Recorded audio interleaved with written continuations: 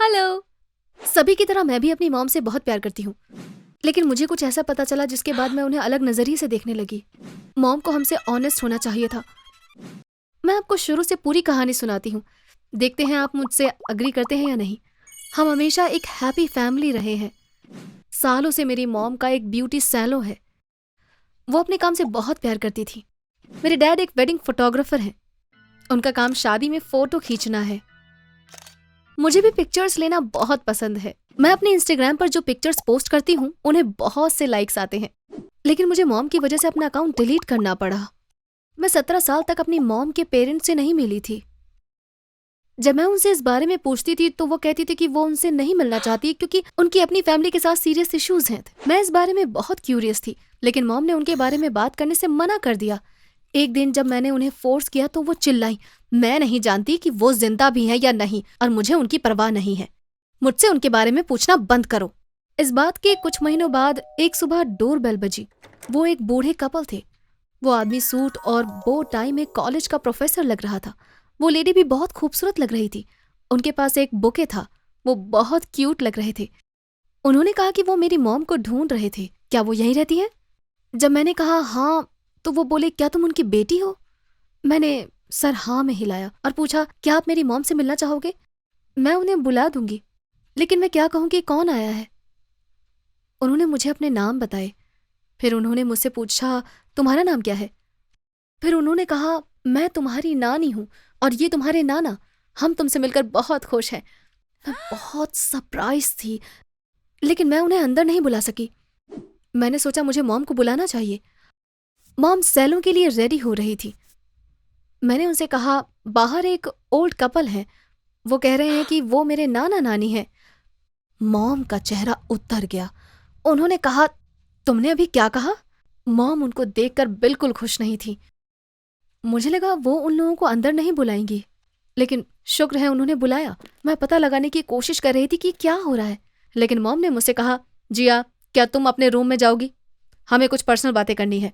ना चाहते हुए भी मुझे जाना पड़ा। 1 घंटा बीत गया। मैं क्यूरियस थी कि क्या हो रहा है। फाइनली मैं अपने रूम से बाहर आई। वहां कोई नहीं था। मॉम और हमारे गेस्ट दोनों चले गए थे। मैंने तुरंत मॉम को कॉल किया। उन्होंने कहा, वो सैलो में है। तो क्या वो आपके मॉम डैड थे? मैंने पूछा। मैं तुमको सच बताती हूँ, हाँ, ये वही थे, लेकिन उन्हें नहीं आना चाहिए था और वो फिर नहीं आएंगे, उन्होंने कहा। जाहिर है बहुत टाइम पहले कुछ बुरा हुआ था। इतने टाइम बीत जाने के बाद भी वो उन्हें माफ नहीं कर सकी। फाइनली मैंने अपने डैड से बात करने का फैसला किया।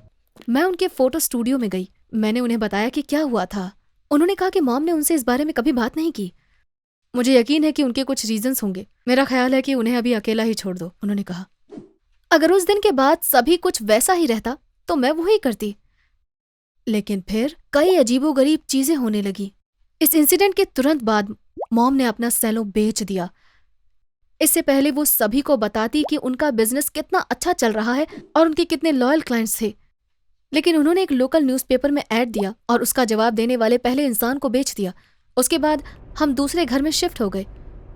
वो एक अलग लोकेलिटी थी। जहां हम रहते थे उससे बहुत दूर। इन सब का कोई सेंस नहीं था। उस बूढ़े कपल के आने के बाद से सब कुछ बदल गया था। एक सुबह ऐसा हुआ जो बहुत बुरा था। मॉम चाहती थी कि मैं अपना टिकटॉक और इंस्टाग्राम अकाउंट डिलीट कर दूं।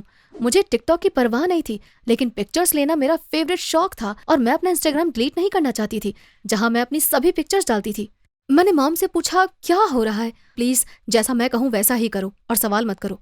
टाइम आने पर मैं तुमको सब कुछ बता दूंगी। मैं अपनी मॉम के अजीब बिहेवियर से ऊब चुकी थी, लेकिन मैं कुछ नहीं कर सकती थी। मुझे अपना अकाउंट डिलीट करना पड़ा। तब तक मुझे रियलाइज हुआ कि मॉम ने कभी सोशल मीडिया यूज ही नहीं किया। वो ना ही फेसबुक पर थी और ना ही इंस्टाग्राम पर। यहां तक कि उनके सैलों की भी कोई वेबसाइट नहीं थी। फिर मुझे कुछ और भी रियलाइज हुआ। जब वो सैलो बेचना चाहती थी तो उन्होंने लोकल न्यूज़पेपर में ऐड दिया था, पर ऑनलाइन नहीं। असल में वो बहुत टैक्स सेवी हैं, लेकिन जहां तक मुझे पता था वो अपने बारे में कोई इन्फॉर्मेशन नहीं डालना चाहती थी। इसका कोई तो रीजन होगा, क्योंकि अब मैं पागल हो रही थी। मैंने इन्वेस्टिगेट करने का फैसला किया। मॉम के पास को जब मैंने देखना शुरू किया तो सबसे पहली बात मेरे दिमाग में आई वो थी गूगल। लेकिन जब मैंने गूगल किया तो मुझे बस उनके नाम के दूसरे लोग मिले। मैंने एक एक करके उन पर क्लिक करते हुए घंटों बिताए। वो सभी अलग अलग लोग थे। मॉम के बारे में ऑनलाइन कुछ भी नहीं ढूंढ पाने के कारण मैं और क्यूरियस हो गई। वो काफी सालों से काफी सावधान रह रही थी। अब मुझे पता था कि मॉम जरूर कुछ छुपा रही हैं। क्या ये मैं नहीं चाहती थी, लेकिन मैं इसका पता लगाने के लिए कुछ भी कर सकती थी। मैंने एक डिटेक्टिव की तरह काम करने का सोचा। मुझे पता था मॉम जो भी छुपा रही हैं वो नाना नानी से जुड़ा था। अगर मैं किसी तरह उन तक पहुंच पाती तो मुझे वो बता सकते थे। मुझे उनके बारे में क्या पता था? उनका नाम, लेकिन उनके सरनेम क्या थे? अनफॉर्चुनेटली मुझे नहीं पता था। मैंने उनके नाम गूगल करे। नेचुरली हजारों रिजल्ट्स थे। मैंने उन पे क्लिक करना शुरू किया। कुछ देर बाद मुझे लगा कि मैं उन्हें इस तरह नहीं ढूंढ पाऊंगी। तभी मैंने उन दोनों के नाम एक साथ ढूंढने के बारे में सोचा। फिर से हजारों रिजल्ट्स आए। मैंने लिंक पर क्लिक करना शुरू किया। इनमें से एक पेज पर एक ग्रुप फोटो के साथ न्यूज आर्टिकल था। जैसे ही मैं पेज क्लोज करने वाली थी, मैंने देखा मेरे नाना जी राइट में खड़े हैं। उनके बगल में मेरी नानी थी। न्यूज एक चैरिटी के बारे में थी जो ल्यूक्यूमिया से पीड़ित बच्चों की हेल्प करने के लिए थी। उसमें बताया गया था कि चैरिटी के को-फाउंडर्स मेरे नाना नानी थे। सालों से वो ऐसे बच्चों के लिए पैसा जुटा रहे थे जिन्हें ल्यूकीमिया है।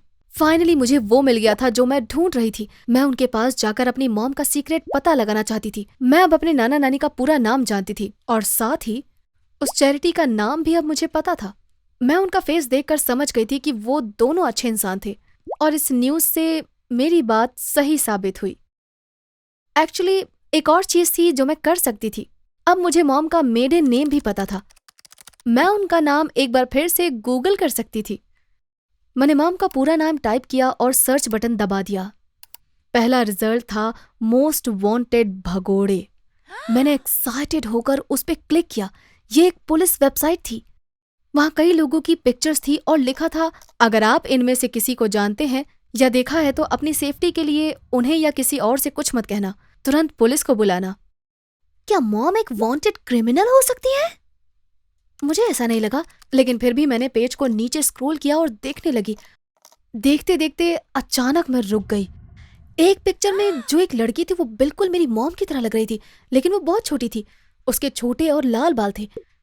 मेरी मॉम लंबे बाल रखती हैं और उनका कलर ब्राउन है। और सबसे इम्पोर्टेंट बात, पिक्चर में दिख रही लड़की की आंखें ब्राउन थी, मॉम की आंखें ब्लू थी। मैंने फोटो को और ध्यान से देखा। अगर ये लड़की मॉम नहीं है तो ये मेरी मॉम की बहन है, क्योंकि वो बिल्कुल मेरी मॉम जैसी दिख रही थी। मुझे रियलाइज हुआ कि मैं फोटो पर क्लिक कर सकती हूँ। जब मैंने क्लिक किया तो एक ऐसा पेज खुला जिसमें लिखा था कि उसका क्राइम क्या था। वो चोरी के लिए वांटेड थी। जैसे मैंने आगे पढ़ा मैं चिल्लाई, बिल्कुल नहीं। उन पर एक चैरिटी से काफी सारा पैसा चुराने का इल्जाम था। यहाँ जिस चैरिटी के बारे में बताया गया था, जिसे मेरे नाना नानी ने बच्चों के लिए स्टार्ट किया था, ये कोइंसिडेंस नहीं हो सकता। मुझे एक आइडिया आया। मॉम ग्रोसरी स्टोर पर थी। मैं किचन में गई। पिछले दिन का कचरा अब भी वहीं था। मैंने ग्लव्स पहना और कचरे को देखने लगी। हाँ, ये डिस्गस्टिंग था, लेकिन यही मुझे कुछ मिल सकता था। और मुझे मिला भी। कॉन्टैक्ट लेंसेज का पैकेट। मेरी मॉम की आंखें ब्लू नहीं ब्राउन थी। उन्होंने इसे छुपाने के लिए ब्लू कॉन्टैक्ट लेंसेज का यूज किया था। मेरी मॉम ने मेरे नाना नानी के चैरिटी के पैसे चुराए थे और गायब हो गई थी। पुलिस अभी भी उनको ढूंढ रही थी। मुझे ये सब जानकर दुख हुआ। काश मैंने इतना रिसर्च नहीं किया होता। ये सब जानने के बाद मैं अपनी मॉम को अलग तरह से देखने लगी।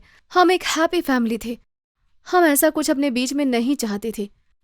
जब मॉम वापस आई तो मैं उनके पास गई। मैंने उनसे कहा कि मैं उनसे कुछ इंपॉर्टेंट बात करना चाहती हूँ और उन्हें सब कुछ बता दिया। वो रोने लगी। कुछ देर तक वो बोल ही नहीं पाई। फिर उन्होंने अपनी कहानी सुनाई। जब मैं तुम्हारे नाना नानी के साथ रहती थी, मैं एक ब्यूटी सैलून में काम करती थी। मैं अपना खुद का बिजनेस स्टार्ट करना चाहती थी। मैं छोटी थी और मेरे पास पैसे नहीं थे। मेरे मॉम डैड ने बहुत बड़ी चैरिटी ऑर्गेनाइज की थी। वो चैरिटी का सारा पैसा अगली सुबह बैंक में डालने वाले थे। मैं वो पैसे लेकर भाग गई अपना ब्यूटी सैलून खोलने के लिए। जब मैंने कमाना शुरू कर दिया तो मैंने जितना पैसा लिया था उसका दुगना डोनेट करने वाली थी। मुझे लगा तुम्हारे नाना नानी मेरी पुलिस को कंप्लेन नहीं करेंगे, लेकिन वो बीमार बच्चों के पेरेंट्स को ये नहीं समझा पाई कि पैसे कहाँ गायब हो गए। इसीलिए उन्हें पुलिस के पास जाना पड़ा।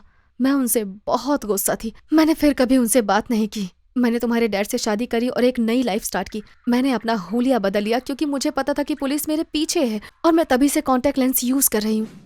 एक बूढ़ी औरत जो हाल ही में हमारी बिल्डिंग में आई थी, उसने मुझे पहचान लिया। उसने तुम्हारे नाना नानी को बता दिया कि मैं कहाँ रहती हूँ। वो मुझसे मिलना चाहते थे। अनफॉर्चुनेटली मैंने उनके साथ अच्छा बिहेव नहीं किया क्योंकि मैं अभी भी बहुत शर्मिंदा थी। मैं बुरी इंसान नहीं हूँ।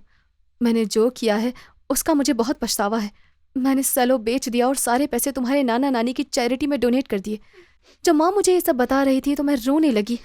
ये उनका सबसे बड़ा सीक्रेट था। वो बहुत शर्मिंदा थी। अनफॉर्चुनेटली अब मैं भी इसके बारे में जानती थी। ये उन्हें और शर्मिंदा कर रही थी। 1 महीने बाद मेरे नाना नानी फिर से आए। उन्होंने मेरी मॉम के डोनेशन का प्रूफ कोर्ट को दे दिया था। जज ने कहा एक फाइनल सुनवाई होनी है और मेरी मॉम शायद एक छोटा सा फाइन देकर छूट जाएंगी। अब हम उस सुनवाई का वेट कर रहे हैं। मैं पिछले हफ्ते नाना नानी से मिलने गई थी। मैंने उनसे कहा कि मैं उनके साथ चैरिटी में काम करना चाहती हूँ। वो बहुत खुश थे। जल्द ही एक नया डोनेशन इवेंट होगा। मैं उनकी हेल्प करने के लिए सच में बहुत एक्साइटेड हूँ।